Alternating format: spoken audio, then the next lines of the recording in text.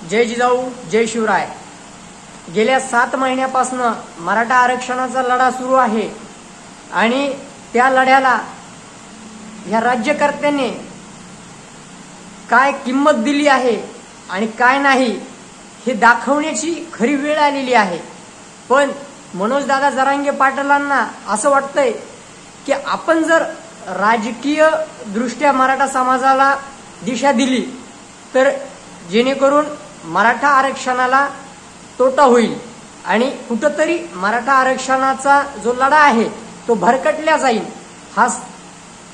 ही भावना त्यांच्यामध्ये आहे, ती योग्य आहे, कारण की काही लोक तीच वाट बघून आहेत की कुठेतरी मराठा समाजाच्या आरक्षणाच्या लढ्याला गालबोट लागावं, हा लढा ट्रॅक सोडून दुसऱ्या ट्रॅकवर जायला हवा अशी भावना खूप काही लोकांची आहे। त्यामध्ये 20% मराठा समाजही आहे की जो आज मनोज दादा जरांगे पाटलांसोबत नाहीये।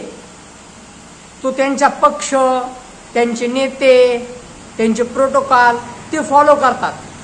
मग असे लोक फक्त आपल्याला मोडीत काढण्यासाठीच बैठकांमध्ये येतील, गैरसमज निर्माण करतील, त्यांच्याकडे लक्ष न देता आजही एक निष्ठ मराठा समाज 80% मराठा समाज जो आहे मनोजदादा जरांगे पाटलांच्या समर्थनामध्ये आहे। मनोजदादा पाटलांनी जर एखादं गाढव जरी उभं केलं तरीही त्या माणसाच्या शब्दाला मान देऊन त्या माणसाच्या प्रामाणिकपणेला जपून लोक मतदान करतील। आणि मराठा समाजाची जनगणना जी ताकद आहे ती फक्त मतदानामधूनच दाखवता येईल। लाखोचे मोर्चे निघले तर तो समाज आपल्या सोबत आहेच असं नाही। तुम्हाला मी उदाहरण सांगतो, राज ठाकरे लाखोची गर्दी असती कशाला, सभेला, पण वोटिंग मध्ये नाही। मग ते आपल्याला मोडीत काढायचंय की आम्ही लाखोच्या गर्दीने जमाबी होतो आणि लाखोच्या तादादने मतदानही करतो आणि एक आमची ताकद, मतदानाची जी ताकद आहे ती ताकद त्याच्यामधून दाखवता येईल। दादांनी प्रश्न निर्माण केला होता की मराठा समाजाने निवडणुका लढवाव्यात का? मराठा समाजाने 100% निवडणुका लढाव्यात आणि त्या जिंकण्यासाठी लढाव्यात। त्यामुळे जिंकण्यासाठी जर लढायचे असतील तर इतर जे पण घटक पक्ष आहेत सत्ताधाऱ्यांच्या विरोधातले त्या पक्षांना सोबत घेऊन, इतर जाती धर्माचे वंचित जितके पण असतील समाज घटक, कोणत्याही जातीचे असो, त्या सर्व घटकांना सोबत घेऊन या निवडणुका लढाव्यात आणि जिंकाव्यात ही अपेक्षा व्यक्त करतो। आणि तुमचं मत काय आहे तेही मला सांगा। आणि प्रश्न दुसरा, मराठा समाजाने अपक्ष लढवावी की इतर पक्षांसोबत जाऊन लढावी?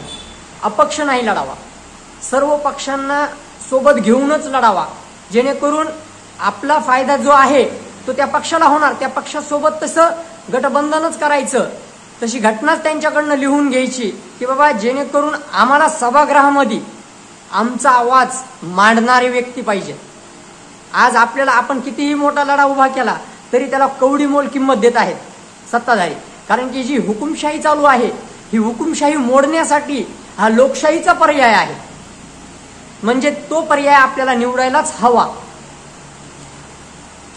मराठा समाजाने अपक्ष उमेदवार दिला तर सर्व समाज बांधव त्याच्या पाठीशी असतील का?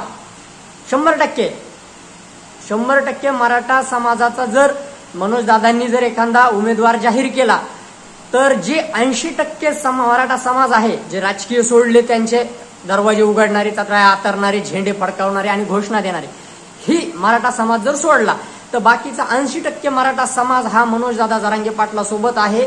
आणि मनोजदादा जरांगे पाटील जे ठरवतील, जी दिशा देतील त्या दिशेने ते जायला तयार आहेत। मराठा समाज निवडणुकीच्या भानगडीत पडू नये, पडावा। निवडणूक प्रक्रियेमध्ये जर आले तरच तुम्ही काय आहेत हे शासनाला कळून जाईल आणि तुमच्या वोटमुळे काय सत्तांतर पलटू शकतो हे सुद्धा राज्यकर्त्यांना समजेल। आणि येणारा जो पण आहे तोही आपला विचारच करेल। मग मनोज मनोजदादा जरांगे पाटील यांनी दिलेला उमेदवार सर्वांना मान्यता आहेच, त्याच्यात काही चिंता नाहीये. कारण की जो व्यक्ती आज त्या व्यक्तीला 100 कोटीच्याही अधिक पैसे दिले गेले असते, विधान परिषद किंवा लोकसभा सदस्य म्हणून त्यांना डायरेक्ट घेण्यात आलं असतं, पण त्या माणसाने कुठलंही आमिषाला बळी पडले नाही, स्वतःचा प्राण जाईपर्यंत उपोषण केलं. मग त्या माणसाची काय अपेक्षा आहे? तो माणूस स्वतः उभा राहायला तयार नाहीये, तुम्हाला पुढे आणायला तयार आहे. मग त्या माणसाच्या पाठीशी आपण का उभं नाही राहायचं?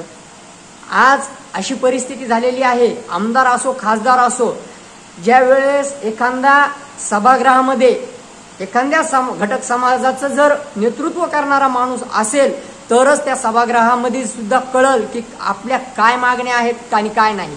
आज मीडियाने पूर्ण दाखवलं सगळ्या गोष्टी, सगळ्या जगाला हेवा वाटतो मराठा समाजाचा, की मराठा समाजाच्या वेदना काय आहेत. इतर ओबीसी असन, इतर समाज असन, सगळ्यांना कळतं, पण काही जे राजकीय लोक आहेत, जे स्टंट करत आहेत, हे लोकांमुळे मराठा आरक्षणाला वंचित ठेवण्यात येत आहे. आणि मराठा आरक्षण जर पाहिजे असेल तर येणाऱ्या निवडणुकामध्ये, लोकसभा ही आपली घटक चाचणी आहे, लोकसभामध्ये आपण निवडून येऊच असं काही नाही, पण लोकसभा निवडणुकांमध्ये मराठा समाज एखाद्या घटक पक्षाला जर समर्थन करत असेल, त्या पक्षाला जर निवडून आणत असेल तर त्याचा सुद्धा करारनामा व्हायला हवा की बाबा आम्ही तुम्हाला सपोर्ट करतो, आम्ही तुमचं समर्थन करतो, पण आमच्या ज्या बाजू आहेत, आमच्या ज्या आरक्षणाचा लढा आहे, त्याच्यासाठी तुम्हाला येणाऱ्या काळामध्ये आम्हाला समर्थन देणं बंधनकारक राहील. आणि विधानसभेची तयारी आपण आजपासून करायला सुरुवात लागू शकतो. कारण की माग असं सांगितलं जातं की राजकारण आलं, काल एक जण म्हणत होता की राजकारण आलं की त्या चळवळीची ताकद कमी होते. चळवळीची ताकद कमी नाही, नेतृत्व प्रामाणिक असेल तर तो राजकारण असो, समाजकारण असो का कुठलंही काही असो, एखादा व्यवसाय असो, प्रामाणिकपणा असेल तर ते चिरकाल टिकतं. हे दिल्लीतलं उदाहरण आहे. आम आदमी पार्टी 13 महिन्याचं आंदोलन, 13 महिन्यामध्येच सत्ता स्थापित केली. आपणही त्या दिशेने वाटचाल करू शकतो, आपणही. आणि मराठा समाज पूर्वीपासून देणारा समाज आहे, कुणाला लुबाडणारा नाही किंवा नाही. हे 1% घटक जे राजकीय लोक असतील हरामखोर, त्यांचा मी विषय करत नाही, पण मराठा समाज हा प्रेमळ आहे, देणारा आहे. त्या समाजाला आज आरक्षणाची गरज आहे. मुलं शिकतायत, पुढे जात आहेत, पण कुठंतरी बीडी आहे आरक्षणाची की ती पुढे जाऊ देत नाही. मग हे काय, कुठं चुकतंय, काय होतंय हे शासनाला बी कळलं पाहिजे. अहो साध्या एखाद्या कंपनीमध्ये डिप्लोमा करणाऱ्या एखाद्या विद्यार्थ्याला जर पर्सेंटेज कमी असले तर त्याला नाकारलं जातं. इंटरव्ह्यू मध्ये तो जर फेल झाला तर त्याला घेतलं जात नाही. मग ह्या शासनाच्या गव्हर्नमेंटच्या जागा आहेत, याच्यामध्ये कमी टक्केवारीवाला घेतला जातो, जास्त टक्केवारीवाला जातीमुळे डावलला जातो. मग हे काय आहे? शासन जातीवाद करतंय का समाज जातीवाद करतोय? जातीवाद कोणी कोणाचं करत नाही, प्रत्येक जण आज एकमेकाच्या ताटात खात बसतोय. त्यामुळे जातीवाद हा विषय नाहीये, कोणी खालच्या जातीचा कोणी वरच्या जातीचा विषय नाही. ज्याची गुणवत्ता असेल त्याला नोकरी भेटेल हा अजेंडा पाहिजे. आणि आरक्षण नाही दिलं तरी चालतं, पण आमचे मुलं शिकतायत, पुढे जात आहेत, त्याला बंधन टाकू नका. ह्या काही गोष्टी आहेत. आरक्षणच भेटावं असाच मुद्दा नाहीये, नोकऱ्याही भेटल्या पाहिजेत. मागील 10 वर्षापासून कुठं नोकऱ्या भेटल्या का कुणाला? ओबीसी असो, एससी असो, कोणत्याही समाजाचा असो, आज नोकऱ्या कमी होत चाललेल्या आहेत. शासनाचं हुकुमशाहीकडे वाटचाल चालू आहे. ही प्रत्येक समाज घटकांनी निरखून पाहण्याची गोष्ट आहे. आज प्रत्येक जण कोणत्या दिशेने जात आहे. आज मराठी शाळाचं उदाहरण घेतलं तर शाळा बंद पडत आहेत, सरकारी दवाखाने बंद पडत आहेत, अनेक काही गोष्टी आहेत त्याचं विलिनीकरण केलं जात आहे, कोणाला तरी चालवायला देतात. मागं मी ऐकलं की ह्या बँका आहेत, शासकीय बँका, ह्या बँका मोठमोठ्या उद्योगपत्यांना चालवायला दिल्या जाणार आहेत. मग असं जर होत गेलं तर सरकारी नोकऱ्या राहणार कुठे आहेत? मग लढायचं कशासाठी? त्यामुळं सगळ्याच बाजूंसाठी लढायचं आणि सगळ्यांनी एक गट होऊन लढायचं. इतर समाजाला सुद्धा नोकऱ्यांची गरज आहे. आरक्षण हाच पर्याय नाही, आरक्षण ही पाहिजेच, आरक्षण प्रत्येक समाजाला पाहिजे, पण आरक्षण शिक्षणामध्ये नको, आरक्षण नोकऱ्यांमध्ये नको, क्वालिफिकेशन ज्याचं जास्त असेल त्यालाच ती नोकरी भेटली पाहिजे, आरक्षणाच्या जीवावर ही गोष्ट नाही दिली पाहिजे। हां, एखादा हँडिकॅप आहे त्याला वरूनच तो पण बुद्धीने चांगला आहे तर ती गोष्ट वेगळी आहे, पण ज्या वेळेस काही गोष्टी दिल्या जात आहेत ह्या चुकीच्या पद्धतीने दिल्या जात आहेत याच्यावरही शासनाने विचार केला पाहिजे आणि निर्णय घेतले पाहिजे। शासनाला तर कोणी काही मागू शकत नाही, कारण की आज आपण हुकुमशाहीच्या दिशेने वाटचाल करत आहोत, त्यामुळे शासनाला मागू नका। येणारा काळ आपल्याला संघर्षाचा जाणार आहे आणि संघर्ष हा सगळ्या जाती धर्माला मिळून करावे लागणार आहे। भारत हा स्वातंत्र्यामध्ये नाहीये, भारत आता स्वातंत्र्यामध्ये राहिलेला नाहीये, याच्यावर आपलेच काही गुंड प्रवृत्तीचे लोक राज्य करत आहेत आणि रजाकारी इंग्रजाची जी चळवळ होती, इंग्रजांनी जे राज्य केलं त्याच्यापेक्षाही क्रूर दिशेने हे जात आहे। बस तुमच्या काय प्रतिक्रिया आहेत त्या याच्यामध्ये सांगा, जेणेकरून मलाही कळेल की माझं पण काय चुकतंय, त्याच्यात मी नक्कीच सुधार करेन आणि तुमचं पण काय मत आहे ते मला पण कळू द्या। धन्यवाद।